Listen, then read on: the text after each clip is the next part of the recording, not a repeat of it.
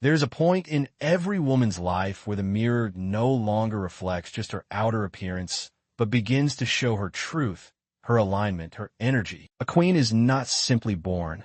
She is remembered. She awakens to herself after lifetimes of forgetting, years of bending, and moments of silence where she traded her power for approval. But when she remembers, when she truly awakens, she no longer craves chaos. She no longer seeks validation in disorder. She attracts only what resonates with her newfound frequency. And what aligns with that frequency is not confusion, not games, not empty promises. What aligns is a king. The universe, in all its perfect intelligence, does not make mistakes. It responds not to words, but to frequency. It hears your energy before it hears your voice. And so, a woman vibrating in insecurity, in doubt, in fear of being alone, will inevitably attract chaos dressed as love. But when she moves into her queen energy, when she embodies wholeness, peace, and certainty, the frequency changes. And so must the response. This transformation is internal. It is subtle, yet seismic. It does not require loud declarations or force. It requires stillness, clarity, and an unshakable connection to the truth that you are not here to chase, to convince, or to be chosen. You are here to remember that you are the one doing the choosing. You are the one holding the crown. When a woman reclaims herself, she recalibrates her entire field. She begins to experience her worth not as something to be proven, but as something to be protected. She no longer entertains conversations that diminish her spirit. She no longer negotiates her boundaries. She is no longer seduced by potential. She sees clearly, because her inner world is clear. The queen has no time for chaos because she has learned that peace is her power. Chaos, by its nature, is attracted to the unhealed. It feeds on the unresolved, the unacknowledged, the suppressed. Chaos is not just a person. It is a pattern. It is a reflection of a frequency that says, I'm not enough unless I'm needed. Chaos thrives where self-worth is uncertain. It arrives as inconsistency, as emotional unavailability, as drama disguised as depth. But the queen knows the difference. She knows the difference between chemistry and compatibility, between tension and connection, between trauma bonds and divine union. The journey from chaos to calm is not external. It is not about finding the right person.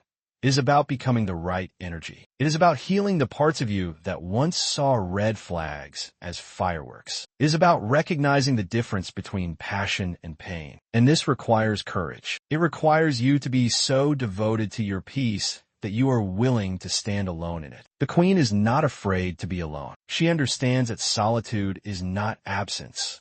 It is presence. It is the sacred space where she reconnects with herself, where she fine-tunes her energy, where she listens deeply to her intuition. And in that space, something miraculous happens. She no longer craves. She no longer clings. She no longer compromises the depth of her being for the shallow comfort of companionship. She holds space for something higher. She holds space for her king. The king does not arrive to complete her. He arrives because she is already whole. He does not come to save her. He comes to rise with her. And he, too, has walked the path. He has faced his shadows, silenced his chaos, dismantled his ego. He does not fear her power. He reveres it. He does not compete with her strength. He celebrates it. He does not run from her depth. He dives into it. When a queen is seated in her throne, energetically, spiritually, emotionally, she sends out a frequency that cannot be misread. It is the vibration of wholeness, and the universe listens. The universe responds, not with chaos, but with clarity, not with confusion, but with commitment, not with temporary thrills, but with timeless union. But to sit on that throne, she must do the work. She must strip away the illusions. She must release the belief that love must be earned, struggled for, or sacrificed for. She must remember that love, in its truest form, is not painful. It is not uncertain. It is not manipulative. It is not chaotic. True love is aligned. It is harmonious. It is supportive. It reflects the frequency of the divine within her. This is not about perfection. This is about presence. This is not about control. This is about co-creation. The queen does not attract a king by demanding he arrive. but by becoming the kind of energy that can recognize and receive him when he does. She does not entertain lesser vibrations while waiting for him. She does not dilute her essence to fill the empty spaces. She does not perform for love. She becomes love. And so, the question becomes, what are you allowing in your field that is still rooted in chaos? What patterns are you still feeding? What parts of you still whisper, I'm not worthy unless I'm needed? These are the places the queen must visit. These are the parts she must heal. For the throne is not given to her. It is claimed. To truly become a queen, one must move beyond survival into sovereignty. She must break the addiction to drama. She must recognize that chaos can feel familiar, even comfortable, because it mirrors old wounds. But she must choose differently. She must choose healing over habit, peace over performance, and self over sacrifice. The queen redefines what love means to her. She stops measuring it by how much she gives up and starts measuring it by how much she comes alive. She stops looking outward for the one and starts looking inward for alignment. She no longer asks, does he want me? But instead, does this energy honor me? This is the shift. This is the remembrance. When a woman begins to embody this truth, her world shifts. She no longer attracts chaos because chaos has no home in her. She becomes a sanctuary of stillness, a beacon of strength, a force of love so rooted in truth that only those who match that depth can meet her there. And when they do, there is no question, no confusion, no chaos. There is only resonance. There is only recognition. There is only royal alignment. The king she attracts is not intimidated by her light. He has cultivated his own. He does not require her to shrink for his ego to feel safe. He expands with her. He elevates her. Together, they build, not from need, but from vision. Not from lack, but from abundance. Not from pain, but from purpose. This is what happens when the queen sits in her power. To become her, a woman must shed. She must shed old stories, old identities, old ways of loving that were rooted in fear. She must no longer be addicted to potential. She must love herself enough to wait,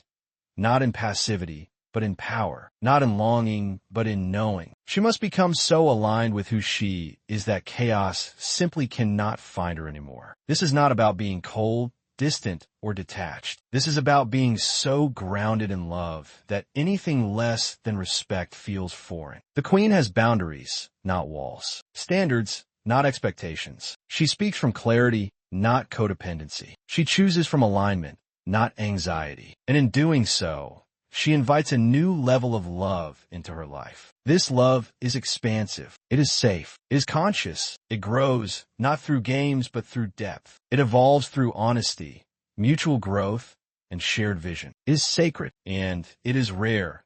Not because it is unavailable, but because so few are willing to rise into the frequency that calls it forth. But she is burned in the fire of her own becoming. She has walked through the valley of doubt. She has mourned the loss of illusions. And still, she rises. Still, she chooses herself. And in doing so, she becomes magnetic, not to everyone, but to the one who sees her. The queen does not seek love from a place of emptiness. She offers love from a place of fullness. She is the overflow. And so, when the king arrives, he meets her not in need, but in devotion. Not in chaos, but in calm. Not in wounds, but in wisdom. The king is not a fantasy. He is a frequency. And she knows this. She knows he will not appear because she begged the universe for him, but because she became the version of herself that could hold him. She does not settle in the waiting. She rises in the becoming. She understands that everything she has released, every chaotic connection, every half-hearted love, every moment where she chose peace over pleasing, was not loss. It was alignment. It was sacred preparation. It was the refining of her energy. It was the claiming of her throne. And now, seated in her worth, she looks forward, not with desperation, but with discernment. She no longer moves from loneliness, but from legacy. She knows what she carries. She knows what she offers. And she knows that the one who sees it, the one who mirrors it, the one who stands beside her as her equal, is not chaos. He is king.